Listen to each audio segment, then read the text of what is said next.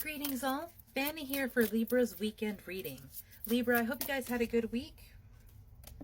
Cards want to come out. Oh! I'm going to just put this to the side because Jack has some things to say. Oh my fuck, that's beautiful. Alright, Jack, you valid? You valid? Like, first thing I want to bring up to you is the card of Hearth here with comfort. Like, if that is not more of a definition of comfort, I don't know what you want out of life. Like, that is peak of comfort and relaxation. And I love that it has a dog upon there for Hearth, because Hestia is the goddess of hearth and home. Hestia happens to be the names of one of my dogs and my personal familiar, while Artemis is my mother's. And I actually feel Artemis's energy with the darkness card here, Moon. Not just because my Artemis is black as night and mischievous, but also the power of Artemis herself, the goddess. And she is one that lives in the divine feminine, that dark feminine energy in her own power. Very, very similar. So we have Artemis and Hestia coming out here. We have, oh gods, I hope I can say this word. Fecundity? Fecundity? Fecundity. I'm not sure what that means, but it's in relation to the card Rain. I actually want to look up what this word means just because I want to know what I'm actually talking about. I'm actually very glad that I looked this up. So the word is pronounced fecundity, and it is the ability to produce an abundance of ideas. And I love that so much, because for a creative person, you could feel like you have so many ideas, so many things you want to make, never enough time in the world to do it, never enough resources, never enough.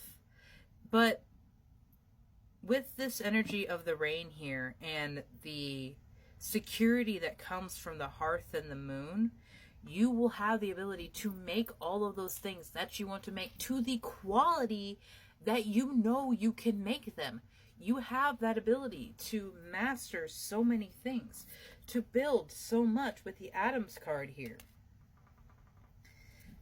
You have discipline and time management, being wise with what you're spending your time on, how you're spending your time, making sure you're giving yourself time to relax, set times for work and time for rest.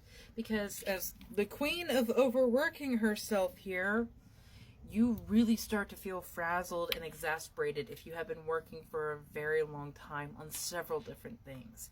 And if you don't take the opportunity to step back and let yourself rest and let life happen around you instead of making it happen all the time, you're going to fall out. And then you won't have the strength to do all of this that you must do. You have the winds of change coming in, Libra, tilting the scales into something in a more equilibrium state. You have the time and the blessings coming in right now. I love that. Spirit, why is the darkness card here? You have another card of change and Moon. You're being asked to change a part of yourself that no longer feels like the person you are becoming. Change is not always easy, but letting go of this outdated part of yourself is allowing yourself to align with who you truly are. I love change coming out here with darkness and Moon, because it takes a lot of that dark night of the soul energy to accept these changes, process and integrate them into ourselves and our own energy. Like, for her to be able to shed and shift what is no longer hers, so that this brilliantness and brightness can shine out of the darkness. So shifting your energy and your unconscious self, consciously shifting your unconscious.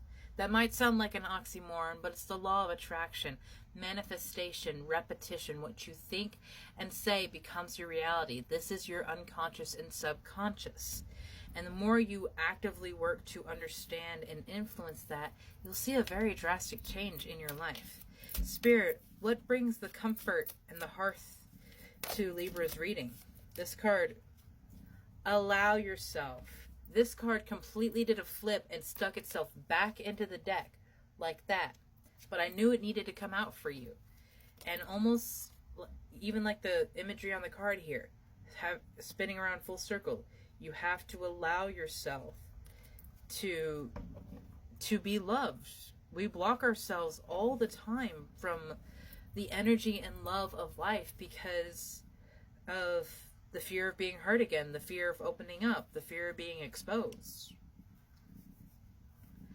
And I understand that fear, my love. I just saw 555, so it is definitely the time to change it. It is the time to shift and well, pivot. Pivot your life into more creative ventures. Pivot your energy and your everyday focus on what can I make today? How can I make this more beautiful? How can I develop this? And even if it's just thinking that, and you don't actually get the time to implement it in that day because days are fucking busy. Thinking about it, ruminating on that, putting your time and energy into it, that again works with the law of attraction. You're thinking about it more. Perhaps later you will have an inspirational idea that helps you develop what you were wanting to do into something even better than it initially was. Allowing yourself to be open to energy of not only people around you, but spirit. With the buildings and atoms you have expand. There is so much more of this world to see. There is so much more of this world to discover and find is in alignment with you or not. So expand, see more things outside of your radius. Spirit, what brings the time discipline here? You have reassess and open up that have come out. I almost feel like open up is with the Winds of Change card. I feel like that's where that belongs because of how she is tearing down all of this. But we'll get to that in a moment. With reassess the time and discipline, where has your focus been drawn? And is that benefiting you? And I'm not saying that everything you have to do has to be for your benefit or for the improvement of your life. Quite the opposite. Perhaps something you can do to use your time to benefit yourself is to rest, is to walk away from work. Notice who and what brings you joy and who and what does not. It is time for some life cleanup. And I certainly see that. There is some elements of change, not huge upheaval, but more refining what we do and do not want moving forward. You're being asked to open your heart to another, to let down your walls and trust that they want what is best for you. Your life will open up in wonderful ways once you decide to open up.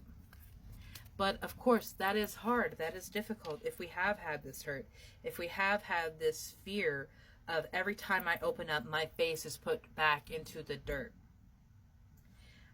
First of all, Libra, I'm sorry that that's happened to you, my love. And you are worth so much more than to be a doormat, repeatedly told that they're not good enough. You are good enough. You are blessed and connected. You are sacred and beautiful. And you have so much power here. But the thing that would stop you is your mental battle, the mental war you fight in what you think you deserve and what you think you have or what you think you can have. You deserve love. You deserve success, abundance, happiness, and whatever that means for you. If it hurts no one, go for it. It is your life and no one else's, and no one gets to dictate what you can and cannot do in your life because it's your journey and your adventure. They don't want to go along with a ride? Well, you can boot them out. Have a beautiful day, Libra.